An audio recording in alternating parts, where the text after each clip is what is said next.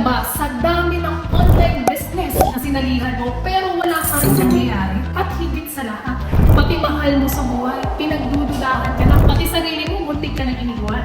And alam mo ba, partner, galing din ako dyan. And hindi ko din namalayan na lahat pala ng nangyayari na yan, may purpose pala. At dahil din dyan, pinagtitibay yung aking loob para mag-try at mag-try ulit. At alam mo ba, hindi din po nililet ng Panginoon na mangyari yan sa atin para bumagsak tayo lalo. But it will make us stronger para sa mga upcoming challenges. And dahil din sa panahon na pinagtibay ako, tumayo ako ulit at nakita ko itong digital platform na nakita ko sa Facebook at sinubukan ko ulit.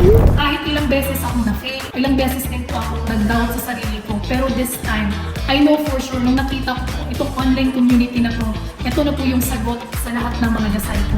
Right now, sasamahan niyo po ako para i-claim yung ating check. Samahan mo ako.